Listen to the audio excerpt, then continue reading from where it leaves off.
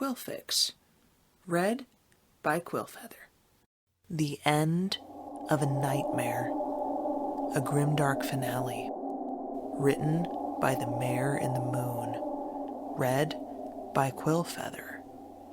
Chapter 2. A Friend. "Unhand me!"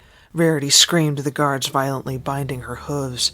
Pinkamina stood there in the shadows, admiring her work, as Rarity was dragged, screaming from her home.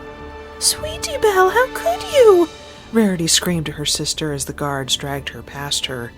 "I didn't tell them," she answered, tears filling her eyes. "I swear, please believe me." Pinkamina smiled. She was telling the truth.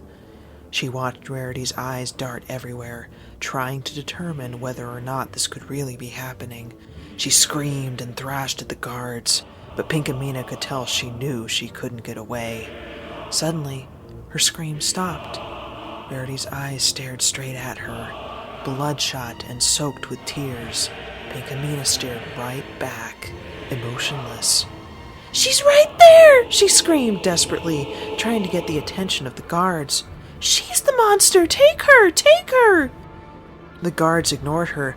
"Please listen to me! I'm not crazy! Please!" She screamed with the last of her energy.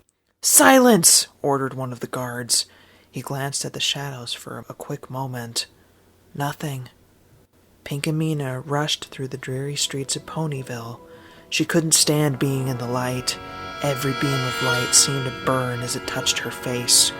She remembered the look of sheer terror that Rarity had given her before being hauled away. It made her feel happy.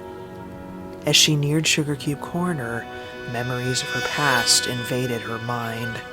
She saw herself, her old self.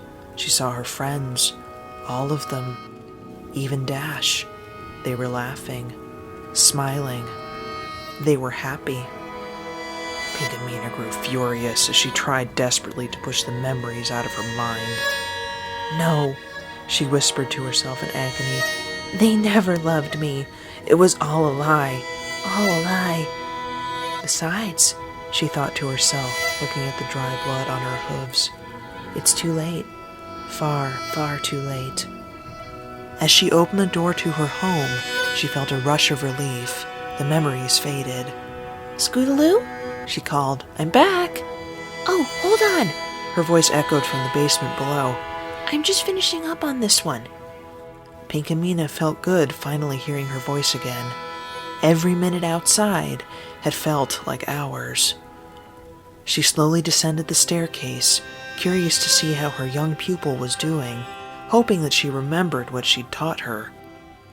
Pinkamina was overwhelmed with a feeling of joy as she entered her basement. It was where she escaped her nightmares, where she made everything better. The room was dark, albeit for the small light emanating from the lamp by Scootaloo's side. The light shone on the crimson liquid coating the walls and floor, and caused the shining surgical tools on the table to give off an occasional glint. The smell of flesh and steel perforated the air, and the sound of muffled screaming filled the room. Pinkamina was at home. Pinkamina glanced at the purple figure strapped to the table in the middle of the room. She recognized her immediately. The teacher. Pinkamina glared at Scootaloo, who held a carving knife in her hoof, seemingly ready to begin. However, as she looked into her teacher's terrified eyes, something made her stop. "Well," Pinkamina said, growing impatient, "begin." I can't," Scootaloo mumbled. "What do you mean?" Pinkamina asked. "You've done this dozens of times." "This is different," she responded, hanging her head in shame. "Is it because of her?" Pinkamina asked accusingly. "Well, is it?" Scootaloo slumped down and began to cry. Pinkamina looked at her for a moment, and then sat down next to her. "I want you to remember something, kid," she began. "Growing up is hard enough as it is, and you're gonna have it tough. You're like me. You have a monster inside." Scootaloo raised her head a little and began to look at her with tearful eyes. "I understand how lonely it is," she continued, brushing Scootaloo's mane away from her eyes. "Growing up, being what you are, I want to give you something that I was never lucky enough to find at your age. A friend.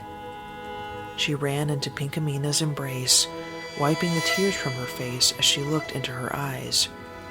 And I want you to know that no matter what, I will never leave you.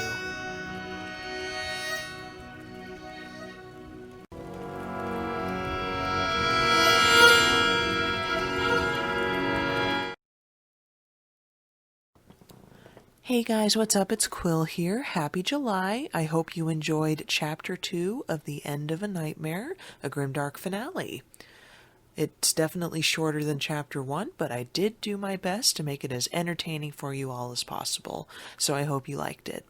Coming up this month, you can expect Chapter 3 of this fic, and then I'm also doing a special podcast that I'll be recording ahead of time with my very best friend, who you will get to know during this podcast. She's coming up to see me. We haven't seen each other for a while, so I'm really excited. And we're just going to be answering some questions about some of our favorite things in the fandom and things like that. She has joined the fandom quite recently, so it'll be interesting to see what some of her answers are. And as always, thank you all for your amazing support and love, and for watching my content. I really appreciate it, and I love you all. And I hope you have a safe and happy 4th of July this year.